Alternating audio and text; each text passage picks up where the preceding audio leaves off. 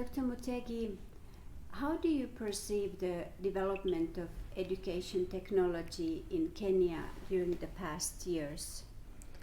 Yeah, thank you so much. I would say that education technology in Kenya is growing in a very tremendous manner, I would say so.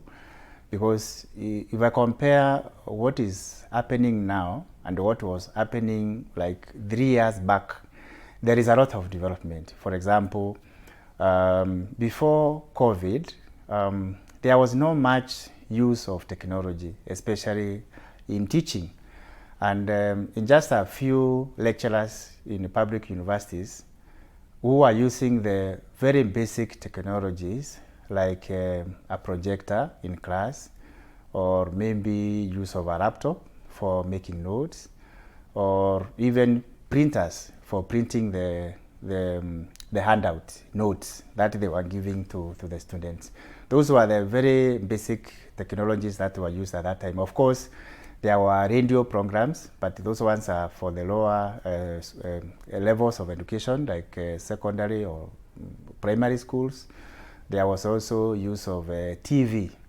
But during the COVID, there was a shock because people didn't know how to navigate in the area of education. That's when now they started using technology at, I can say, at high voltage level. That's when now most of the public universities started training the lecturers on how to use different platforms in order to reach out to the students who were either at their homes because of the lockdown. So there were massive trainings, for example, on the use of the Google Classroom as a platform for teaching. There was use of the Microsoft Teams also as a platform for teaching and reaching out to the students, where there was also use of the Zoom, where they could now teach and reach out to the students. So within those platforms, they can be able to interact with the students through discussions. They can have some breakout sessions. They can have the whiteboard where they can ask a question and the students can post the responses from there. They also trained the lecturers on, for example, the use of the e-class, especially in our university, which is one of the platforms that we use for assigning or giving assignments to the students, giving the test to the students. Also, we use it for marking.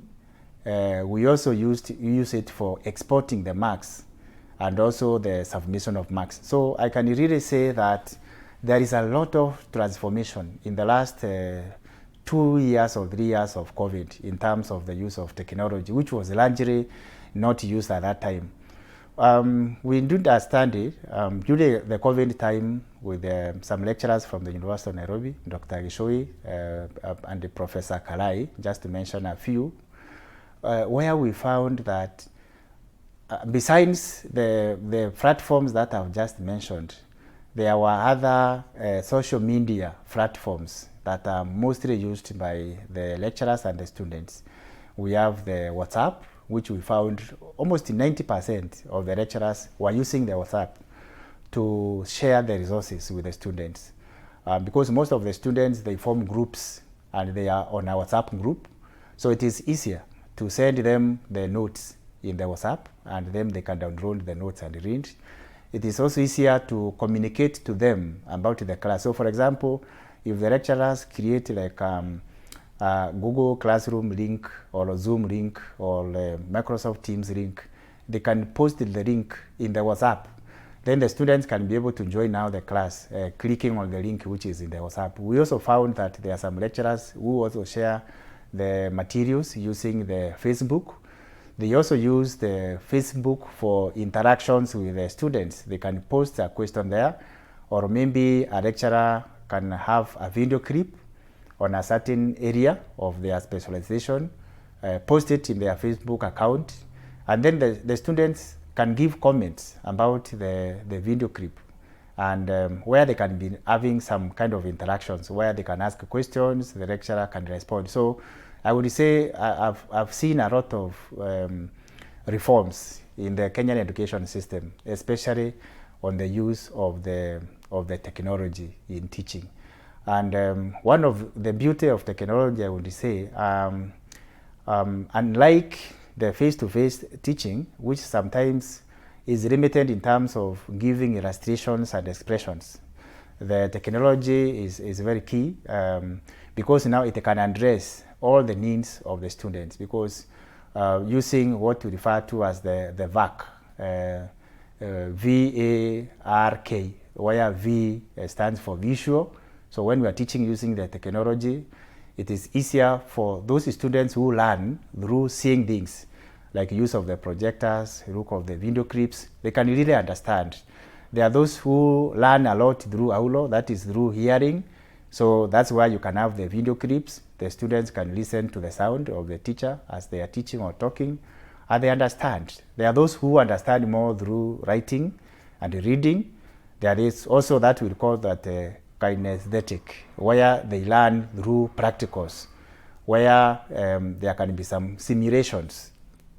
For example, if one is teaching about those lecturers who teach about geography in universities, and they want to demonstrate how the Rift Valley was formed, there can be some simulated kind of videos that shows how the earth is breaking apart to form the Rift Valley. So I would say there is a lot of embracement of the technology in the universities. However, there are some challenges which is also worth mentioning.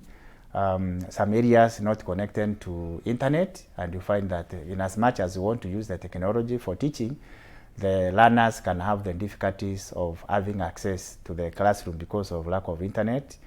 And also a study which was done, I can call it the census for 2019, indicated that there are a number of households which don't have like a laptop or even a mobile phone, which make it a little bit difficult for the learners to use technology for learning.